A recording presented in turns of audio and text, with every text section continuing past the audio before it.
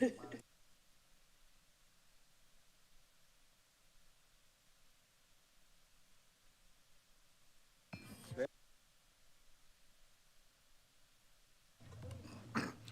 afternoon, everyone. It's now 3:00 p.m. on October 24th, 2023. I'd like to welcome you all to the Richland County Transportation Ad Hoc Committee meeting.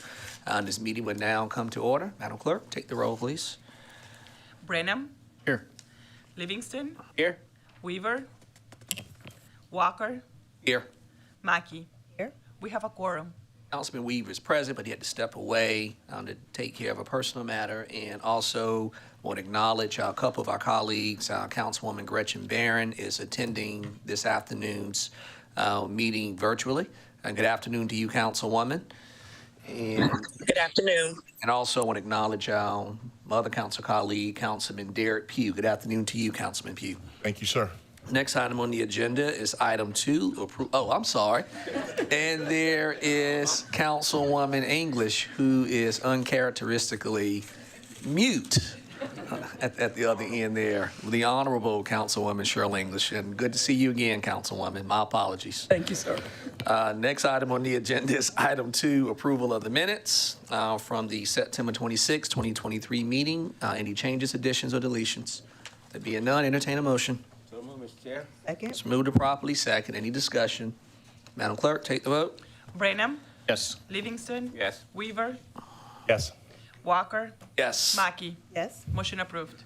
Next item on the agenda is item 3, adoption of the agenda. Any changes, additions, or deletions? Mr. Brown or Director No Maloney? requested changes. Okay. Entertain a motion. Entertain a motion. So moved. All right. It's moved to properly second. Any discussion? There being none, Madam Clerk, take the vote. Brenham. Yes. Livingston. Yes. Weaver. Yes. Walker. Yes. Mackey. Yes. Motion approved. Next item on the agenda is item 4, items for action. Item 4A, award of construction, dirt road package O. Mr. Brown or Director Maloney, you're recognized. Mr. Chair, Director Maloney has been waiting at the podium. I would love to have him recognized, Mr. Chair. Director Maloney, you have the floor, sir. Thank you, Administrator Brown and Chairman. This project is taking a dirt road package O to construction. We recommend the award to Cherokee Inc. Based on the bids received in the amount of $1,359,494.45. And this would include a construction contingency of 10% for a total approved amount of $1,495,443.90. This project was also bid on by another contractor, some $400,000 higher than that, so we had a good low bid. The budget is ready for this project and 2 more, say, in the next year within our annual budget for dirt road projects. This project will pave Howard Kugler Road in District 1, Sarah Matthews Road in District 7, Nathan Ridge Lane in District 10, and Jackson Road in District 10. In a motion. Motion to approve. Second. Move to properly second. Any discussion? Just one quick question. You recognize Mr. Right Livingston? off how many miles of road we're paving for this amount? This is around a mile of road, so that's what, about 1.3 million roughly to pave a mile of road. Thank you. Questions? I have a question now, and I guess it's somewhat related, but in terms of just getting word out to the public about these dirt roads that are getting paved, are you aware of any effort on the part of, I guess, the Transportation Department, or are you working hand in hand with the PIO office to ensure that the public is aware, especially residents in these respective districts, that roads are soon to be paved? In the past, we have not put out anything wide to the area, but we do need to notice the residents who have been a part of the consent denial process and the land acquisition process that we are ready to go to construction. So the residents we have on our list to inform on a project once it's approved for construction to proceed, but that's as far as we've gone. And before I get to you, Councilman Pugh, this is just for you, Mr. Brown. In recent weeks, I've had conversations with county residents, some of my constituents and some are not. And there is this perception that, the penny is, they feel the impact of the penny is felt in certain communities and not others. And a lot of it is that, folks, they're just oblivious to what's actually in the penny ordinance. And then you got for some, they were expecting a road to get paved or what have you. So what I would like to see happen, or at least maybe some conversations you have with your team, it's about as we do some of these smaller projects like paving a dirt road, a way to sort of get the word out, in the community at large about what's happening. Because someone may hear about, say, a road that gets resurfaced, in the Northeast or what have you, and they're thinking, well, the penny is at work in that area, but there may be a dirt road that gets, paved in Lower Richland. But most folks in the Lower Richland community may not know about it. Maybe folks who live on that street. So if there's a way, I think that we can let residents know that we're not only working on these bit projects like widening roads and improving intersections and greenways, but also the smaller projects are happening as well in their communities that'll probably make more residents feel that they're getting some benefit, at least they've got a stake in the penny. And that's just, I know it's anecdotal, but that is what I picked up in recent conversations I've had over the past couple weeks. Mr. Chair, do you mind if I just give you a quick? Absolutely, no, absolutely. As a part of this process of informing and educating individuals throughout the county of Richland about projects, there will be, for lack of a better term, a road show.